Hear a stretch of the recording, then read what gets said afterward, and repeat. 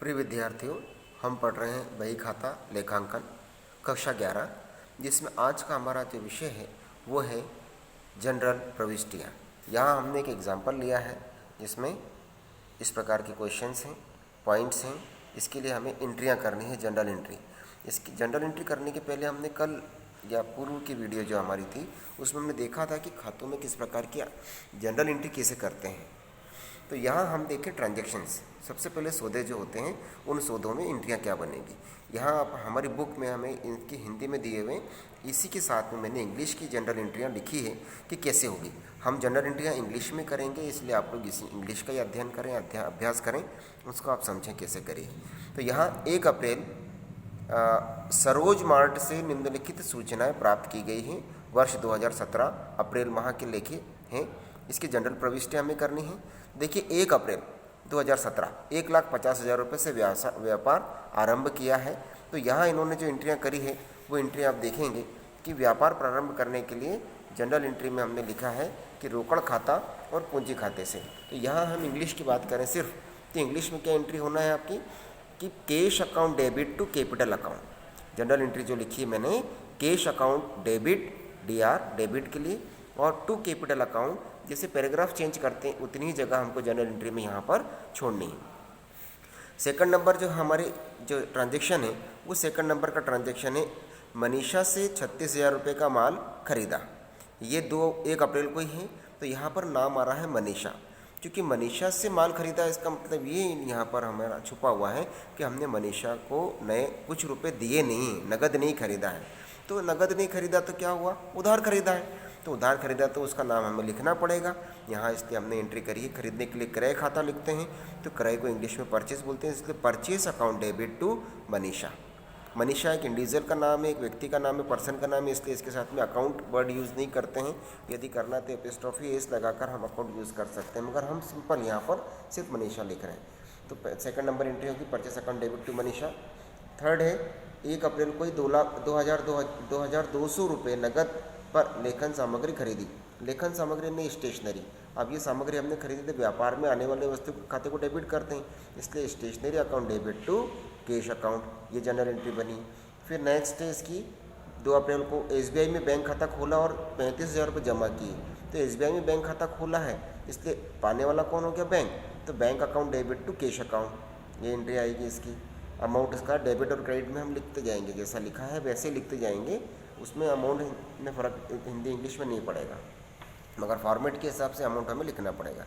Next 2 अप्रैल को प्रिया को 16,000 रुपये का नगद माल बेचा। अब यहाँ पर देखिए, प्रिया को नगद माल बेचा है, तो यहाँ प्रिया के नाम का इतना महत्व नहीं है, क्योंकि प्रिया से हमें नगद रुपये प्राप्त हो गए, इसलिए यहाँ हम एंट्री लिखेंगे प्रिया से 16,000 रुपये का नगद माल बेचा। तो प्रिया को बेचा है, इसलिए cash account debit to sales account. 2 April की जो एंट्री आना चाहिए cash account debit to sales account, यहाँ पर इस जगह पर यह एंट्री गलत लिखी हुई है 2 अप्रैल को कि प्रिया, यहाँ तो क्वेश्चन में गलत है या एंट्री यहाँ गलत है। तो यहाँ पर हम सुधार कर लेते हैं कि प्रिया को नगद माल बेचा, इसकी जगह पर प्रिया को नगद शब्द यहाँ क्वेश्चन में से हटा दीजिए आप कि नगद माल बेचा प्रिया को 2 अप्रैल को 16,000 रुपये का नगद माल बेचा। तो नगद शब्द यहाँ से हटा दीजिए, प्रिंटिंग मिस्टेक है बुक में, ये नगद शब्द हम हटा देंगे इसमें से। तो नगद हटा दिया, हमने इसको उधार मान लिया है कि प्रिया को हमने उधार माल बेचा। तो पाने वाली कौन हो गई, प्रिया, इसलिए पाने वाले खाते को डेबिट करना है, तो प्रिया डेबिट टू सेल्स अकाउंट, ये इसकी एंट्री बनेगी। फिर नेक्स्ट डे प्रिया के बाद में आते हैं हम 3 तारीख को, प्रिया ने चेक से 16,000 रुपये का भुगतान कर दिया। अब प्रिया ने हमको, क्योंकि एक दिन पहले हमने उसको माल बेचा था तो उसने उधार खरीदा था, अगले दिन उसने हमको चेक से पेमेंट कर दिया। तो नेक्स्ट डे हमने उससे चेक प्राप्त किया और चेक जो है वो बैंक में जाता है, इसलिए पाने वाला बैंक हो जाएगा। तो बैंक अकाउंट डेबिट टू प्रिया, देने वाली कौन है, प्रिया, तो बैंक अकाउंट डेबिट टू प्रिया, ये इसकी एंट्री हो जाएगी। नेक्स्ट 5 तारीख की एंट्री देखें हम कि निधि को 14,000 का माल बेचा। यहाँ पर निधि को माल बेचा मतलब उधार माल बेचा, पाने वाला कौन हो गया, निधि, इसलिए निधि डेबिट टू सेल्स अकाउंट, इसकी एंट्री बनना है। फिर 8 अप्रैल की एंट्री देखें हम, निधि से 14,000 रुपये का भुगतान, निधि ने 14,000 का भुगतान किया।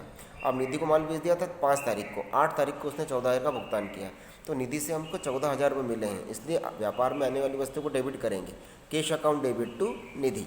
फिर 10 अप्रैल की एंट्री है आपकी, रितु से 20,000 रुपये का उधार माल खरीदा। अब हमने माल खरीदा है रितु से, इसका मतलब हमने उधार खरीदा है, तो खरीदने के लिए तो परचेस वर्ड आता है, इसलिए purchase account debit to Ritu, ये इसकी एंट्री आई कि रितु देने वाली हो गई।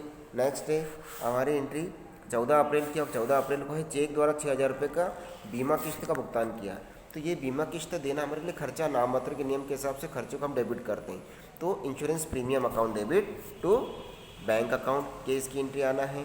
फिर 18 अप्रैल की एंट्री देखें हम, 2,000 रुपये किराया दिया, किराया देना हमारे लिए खर्चा एक्सपेंसेस है, खर्चे को नाम मात्र के नियम के हिसाब से हम डेबिट करते हैं, तो rent account debit to cash account इसकी एंट्री बनना है।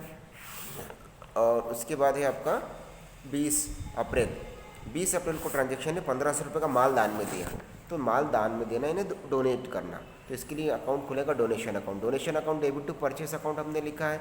फिर है 24 अप्रैल की एंट्री, 24 अप्रैल को हमारा जो सौदा है 11,200 रुपये का फर्नीचर खरीदा, तो व्यापार में फर्नीचर आया है, व्यापार में आने वाली वस्तु के खाते को डेबिट करते हैं, furniture account debit to cash account, जाने वाली वस्तु क्या थी कैश, इसलिए कैश अकाउंट लिखा।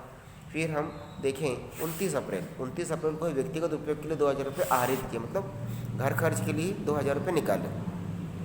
घर खर्च के लिए या व्यक्तिगत उपयोग के लिए जो पैसे निकालते हैं उसको हम लोग बोलते हैं ड्राइंग्स, इसलिए drawings account debit to cash account, ये जनरल एंट्री बनना है इसकी।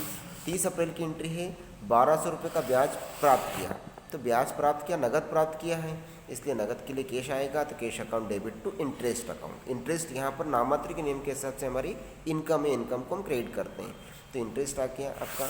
30 के बाद है आपका उसी 30 तारीख को 2,300 रुपये नगद विक्रय किया, तो नगद माल बेचा, तो cash account debit to sales account entry हमने लिखी है इसकी। 30 के बाद आपका 30 को ही अभी एंट्री चल रही है, नगद माल बेचने के बाद 30 अप्रैल को चेक से 3,000 रुपये का कमीशन का भुगतान किया। अब कमीशन का भुगतान करना हमारे लिए एक्सपेंसेस है, नाम मात्र के नियम के हिसाब से commission account debit to bank account. अब चेक से भुगतान किया इसलिए बैंक, यदि नगद करते तो कैश आता। फिर नेक्स्ट एंट्री है हमारी 30 की, चेक से 2,000 रुपये का टेलीफोन बिल का चुकाया, तो टेलीफोन बिल हमारे नाम मात्र के नियम के हिसाब से खर्चा है, तो telephone expenses account debit to cash account, ये इसकी एंट्री बनना है।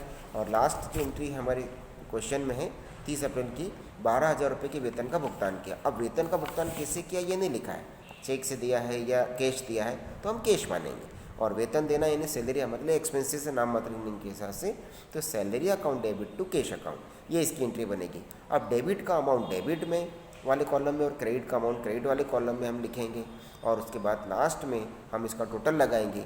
डेबिट का टोटल जैसे यहाँ देखिए हम क्वेश्चन में दिख रहा है 3,49,400 रुपये, और वैसे ही कि वैसी अमाउंट हमने क्रेडिट में लिखा है, इसके क्रेडिट का टोटल भी वही 3,49,400 रुपये आना चाहिए। यदि दोनों तरफ का टोटल सेम आ रहा है मतलब हमने एंट्री में लिखने में कहीं कोई गलती नहीं करी है अंकों में। सैद्धांतिक रूप से अकाउंट हमने गलत हो सकता है कि हमसे गलती हो गई हो, मगर यहाँ हम इस प्रकार से इसको लिखेंगे, तो इसका आप अभ्यास करें। इंग्लिश की जनरल एंट्री हम लोग सीखेंगे, इंग्लिश में आपको करना है क्योंकि वही इंग्लिश के क्वेश्चंस हमको सुविधाजनक रहते हैं सवाल करने में, इसका अभ्यास करें आप लोग।